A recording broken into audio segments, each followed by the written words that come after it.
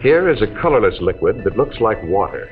It has a pungent odor and a burning, sweet taste. Its chemical formula is C2H5OH. This is ethyl alcohol, the alcohol found in intoxicating beverages. It's made out of carbohydrates, such as starch or sugar. Cereal grains are starchy materials commonly used in making alcoholic beverages. Out of wheat, beer is usually made. Beer contains about 4.5% ethyl alcohol, as shown by the striped area across the bottom of the bottle. And other products that contain sugar will be used to make alcoholic beverages. Out of grapes, wine is made. Wine contains about 15% ethyl alcohol. All alcoholic beverages are products of fermentation. As these samples of wheat and grapes are fermenting, alcohol is being produced. The raw material usually needs to be prepared for fermenting or cracking or crushing. Whatever is being used, fermentation has to take place. Fermentation is the action of yeast cells on sugars to produce alcohol. The bubbles seen here are carbon dioxide given off during the fermentation. Beer and wine are products of fermentation alone. But whiskey, a third type of alcoholic beverage, requires distillation as well as fermentation. The alcohol is separated from the other materials in the fermented mixture. In this case, the alcohol is made out of fermented corn mash. When the fermented mixture is heated, vapors are given off that contain products of the fermentation, including a relatively high percentage of alcohol.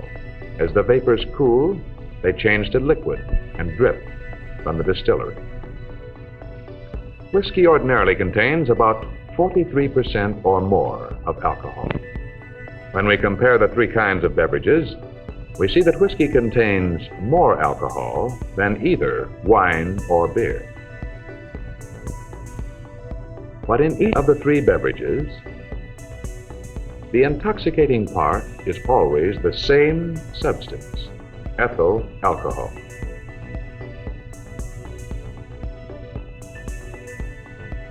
By using animated drawings, we will see what happens to alcohol in the body. In the alcoholic beverage shown here, the black dots represent the ethyl alcohol content. The alcohol travels down the esophagus and into the stomach and the small intestine. Capillaries in the stomach lead into a branch of the portal blood vein that connects with the liver, shown at the left. These capillaries absorb alcohol directly from the stomach, and the portal vein carries to the liver. Other capillaries absorb alcohol from the small intestine, shown at the bottom. The portal vein carries so. In the liver, some of the alcohol undergoes an immediate change. Enzymes found only in the liver react with the alcohol and change it to acetic acid, presented here as white dots. This means that the alcohol burns or oxidizes, thereby releasing calories of heat energy. The acetic acid molecules and the molecules of ethyl alcohol, not acted upon immediately by the liver, pass on through the veins to the heart, shown here in the center. The more alcohol that reaches the liver at one time, the more alcohol goes on to the heart unchanged. The heart pumps this blood containing alcohol and the acetic acid into the arteries and on to all parts of the body. Whereas only the liver oxidizes pure ethyl alcohol to acetic acid, any body tissue, as for example, the tissue shown here, can oxidize acetic acid. As acetic acid, represented by the white dots, burns, heat energy is released and waste materials eliminated. Thus, the liver is the one organ of the body where oxidation of alcohol to acetic acid takes place.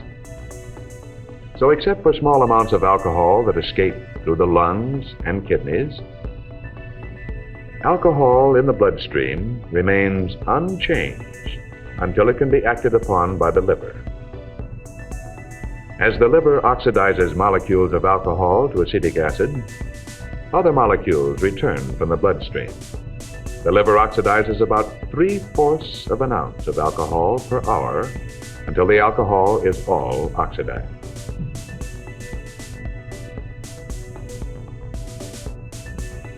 As long as there is any alcohol in the bloodstream, some of it reaches the brain. Here it acts as an anesthetic.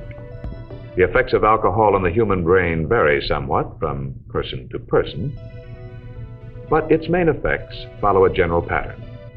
At first, the greatest effect is on the cerebrum, outlined here with a black border. 0.05% is about 1 ounce of undiluted alcohol in the entire bloodstream. This darkened area is the judgment center and the center for tensions and anxieties. Even small amounts of alcohol tend to deaden these centers, and because of this may provide an illusion of relaxation. This is ordinarily the situation in moderate social drinking. As the concentration of alcohol in the blood rises above 0.05%, the judgment center becomes more and more depressed. Gradually, too, the muscular control center becomes less responsive to incoming signals from nerves in all parts of the body. The person usually feels confident that everything is all right. But a condition like this develops. Drivers in this condition are incapable of making responses fast enough for the safety of themselves or others. This leads to accidents. The vision center, too, is affected during intoxication.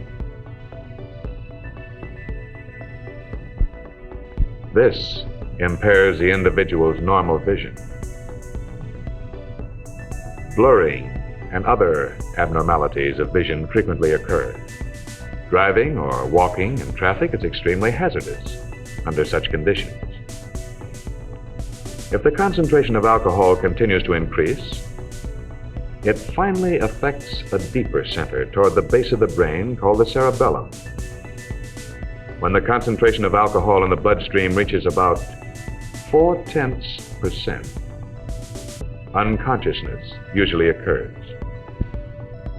0.4% is about 8 ounces of undiluted alcohol in the entire bloodstream of an average-sized adult. Gradually, the brain and other organs are freed of the anesthetic effect of the ethyl alcohol. But even after consciousness is regained, it takes some time before the person is fully in control of his muscular processes.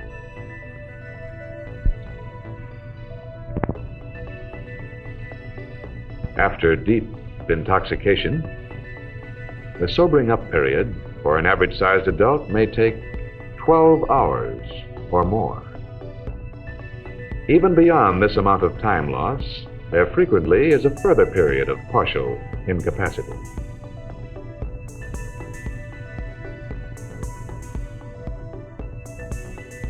So we have seen that alcohol oxidizes in the body and produces heat energy. In this respect, it is like any other food. But as a food, heat energy is all that pure alcohol can provide. Most other foods supply some needed materials such as proteins, vitamins. Pure alcohol contains none of these, even though it supplies calories.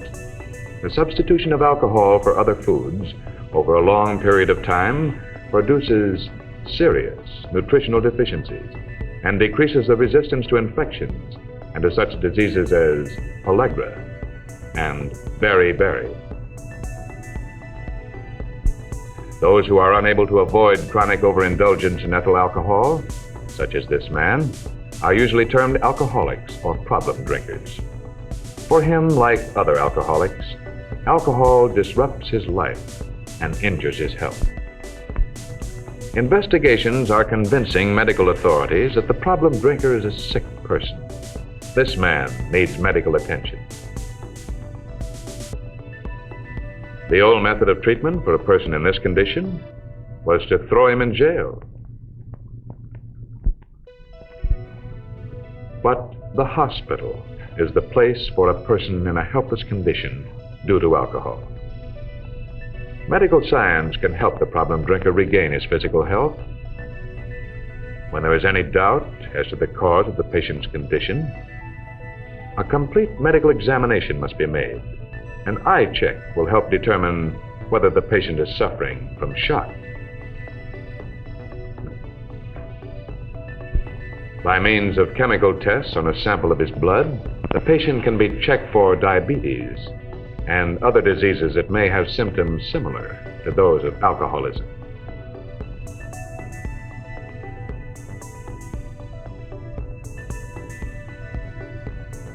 Blood pressure and heart tests will reveal the condition of the circulatory system. Physical tests and a study of the patient's history are needed in order to make sure that he is really suffering from alcoholism. Hospitalization for several days may be needed. During this time, he receives a balanced diet and is treated medically if necessary. Although he may recover physically, he must avoid all future use of alcoholic beverages. It's made clear to him before he leaves the hospital that even a single drink will certainly lead him back again to chronic alcoholism.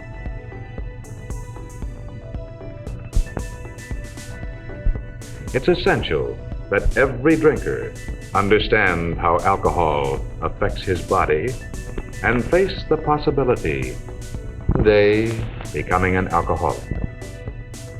And he should realize that alcohol is a potential menace to community safety as well as to his personal health.